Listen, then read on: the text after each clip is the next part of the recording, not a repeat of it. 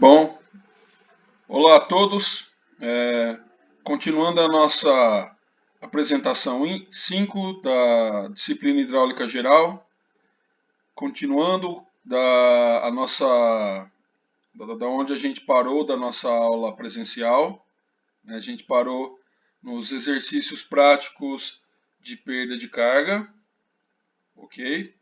A gente entra agora em perda de carga localizada, ok? Então, as perdas de cargas localizadas ou singulares são dois nomes para a mesma situação. São aquelas causadas por uma perturbação brusca do escoamento, ocorrem em pontos ou partes bem determinadas da tubulação, ao contrário do que acontece com as perdas de carga em consequência do escoamento ao longo da tubulação, né? Que são as perdas de cargas distribuídas. Ok? Então aqui a gente tem aquela tradicional explicação baseada em Bernoulli, né, onde a gente tem as perdas de cargas distribuídas, e agora a gente tem aqui a diferença de perda de carga, onde a gente iguala as energias de um lado para outro. Tá? Para calcular as perdas de cargas localizadas, a gente praticamente tem dois métodos. Tá? Essas perdas de cargas elas são decorrentes de alterações verificadas no módulo e na direção da velocidade de escoamento, ou seja, você vai ter uma mudança abrupta do escoamento em um ponto, que vão ser pelas conexões, pelas singularidades, pelos registros, ok?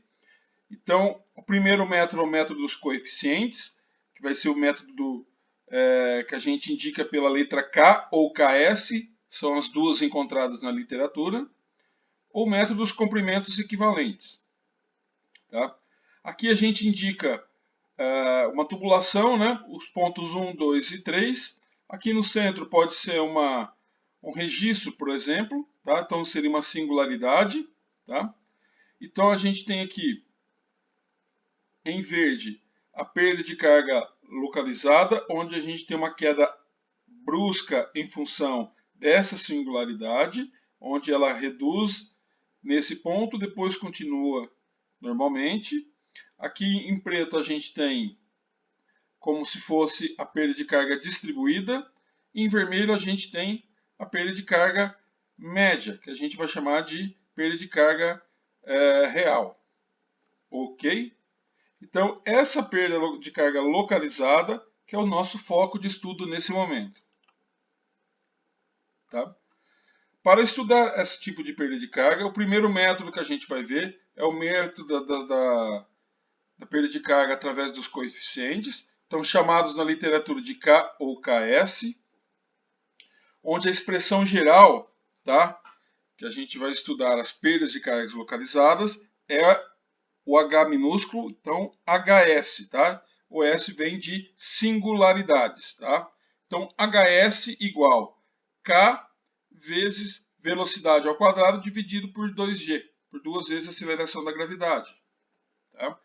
Normalmente, como a velocidade a gente vai considerar uma velocidade fixa, tá, no ponto, a expressão v ao quadrado sobre 2G, ela também fica fixa. Então, a gente transforma essa variável, tá, num valor fixo. Tá? Aqui, essa figura é extraída do livro do Azevedo Neto, Manual de Hidráulica, da 8ª edição, ok? Onde ele dá 4 exemplos aí de saída de reservatório, tá? Então, são exemplos de saída de reservatório que tem 4 valores diferentes de K. Então, A, B, C e D. Então, A, ele chama de reentrante de borda, onde K tem um valor igual a 1. Então, a gente substitui K aqui como 1, multiplicando pela velocidade ao quadrado, dividido por duas vezes a aceleração da gravidade. Na situação B, a gente tem saída normal, onde K é metade do valor, tem uma perda de carga menor. Tem menor atrito aqui, onde a tubulação não adentra para dentro do reservatório. Então tem meio. Meio, valor adimensional, vezes a velocidade ao quadrado dividido por 2G.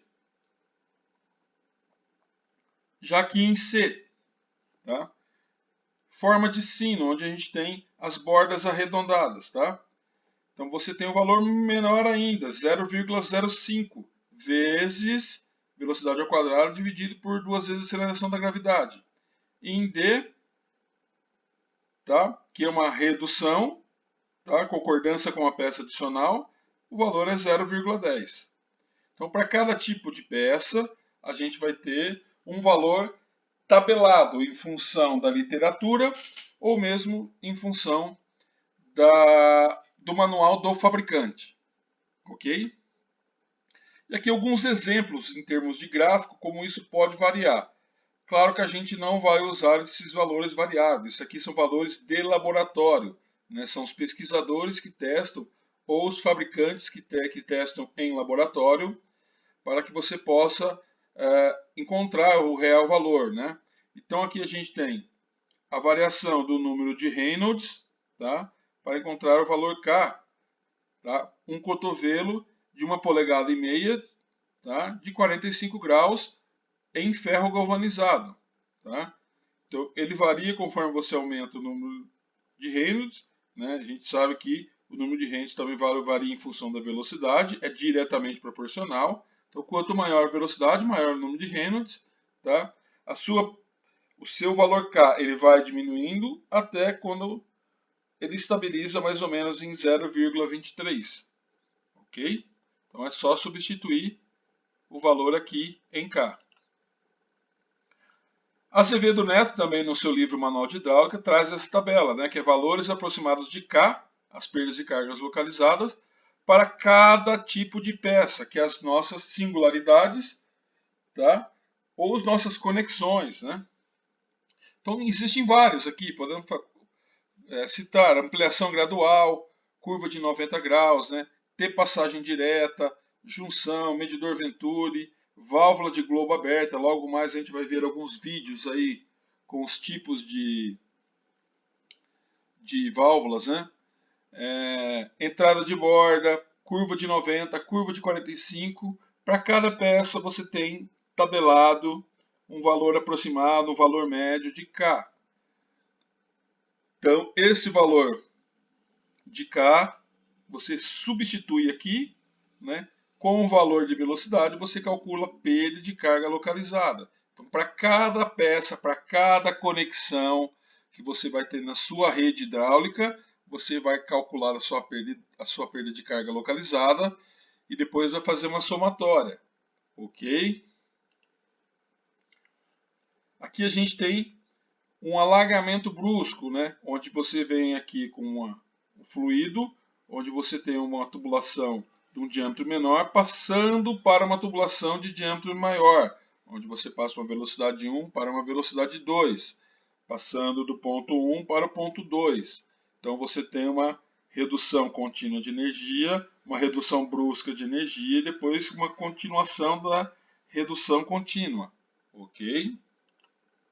Aqui é o contrário, a gente tem um estreitamento brusco, onde você tem uma tubulação maior passando por uma tubulação de diâmetro menor. Também temos uma redução brusca de energia. Então a gente tem um ΔH aqui, que é perda de carga localizada. Ok? Aqui outros exemplos, né, de saída de reservatório. Tá? Aqui saída com K 0,5, aqui 0,8 e aqui dependendo do ângulo, tá? Ou da relação raio sobre diâmetro e o raio aqui, você tem um valor variando o seu K que vai substituir aqui. Ok?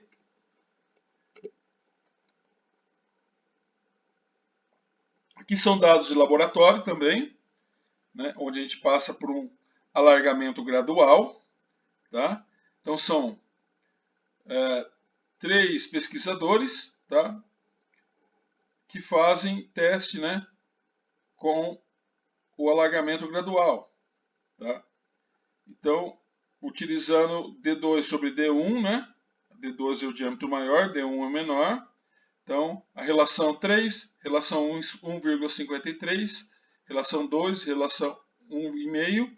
Aqui você tem o ângulo alfa, que é esse ângulo aqui, tá? E a variação de K, né, as curvas indicando, tá? Então, os valores que a gente vai usar na prática não vieram do além, tá? Esses valores foram encontrados em laboratórios, em pesquisas, ok? Aqui outros pesquisadores, né? Para o estreitamento gradual, que é o contrário, tá? Então, o valor de K variando em função do ângulo alfa aqui, para esse pesquisador aqui, e a relação do ângulo a relação do diâmetro maior para o diâmetro menor, tá? D2 sobre D1, 2,1, 1,5 e 1,2, ok? Aqui a gente tem uma curva e um cotovelo, ok? Aqui foram os dados, né? Como que encontrou o valor de K, tá? Então, K 0,13 mais 0,16 vezes o raio do ângulo, claro que é virtual, tá? Dividido pelo diâmetro, também virtual, vezes a raiz do ângulo alfa, dividido por 180 graus, tá? E aqui um cotovelo, tá? 67,6 vezes 10 a menos 6, vezes o ângulo alfa, dependendo do ângulo do cotovelo, elevado a 2,17. Mas fiquem tranquilos que a gente vai usar tabelas, tá? Valores tabelados para fins práticos de cálculo.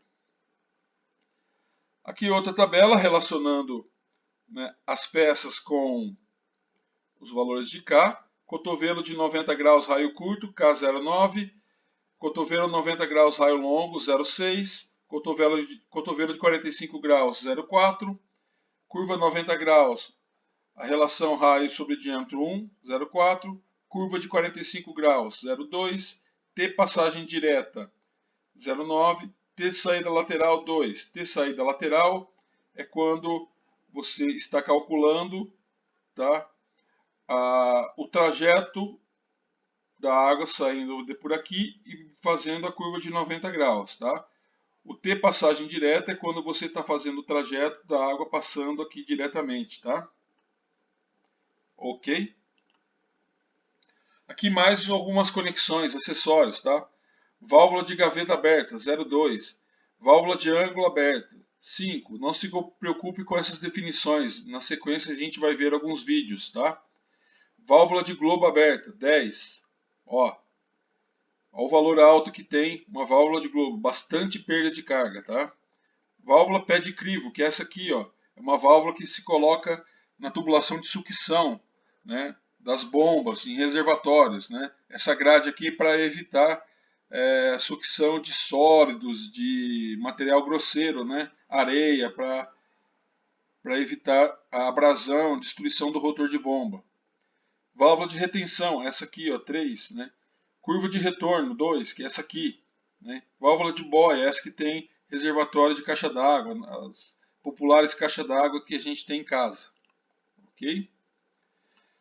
Isso aqui é uma imagem de válvula de gaveta. Ok? A gente vai ver um vídeo também. Né? Aqui é um registro de gaveta, ou válvula de gaveta.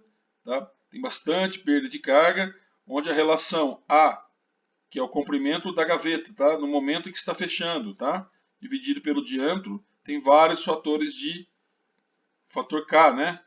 Então, de acordo com o posicionamento que você está a gaveta, você tem uma perda de carga diferente.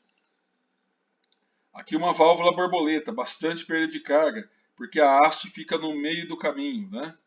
Então todo o fluido, toda a água, todo o esgoto passa pela haste, né? Então a haste fica no meio do fluido. Tá? Aqui a relação, né, do ângulo alfa, então pode estar aberto, semi-aberto, parcialmente aberto, né, com o diâmetro, tá? Válvula globo, né, que é a válvula de pressão, né, essa que tem bastante uso em chuveiros, né, bastante perda de carga também, tá? A gente vai ver um vídeo agora no início o que é uma válvula de bola, ok?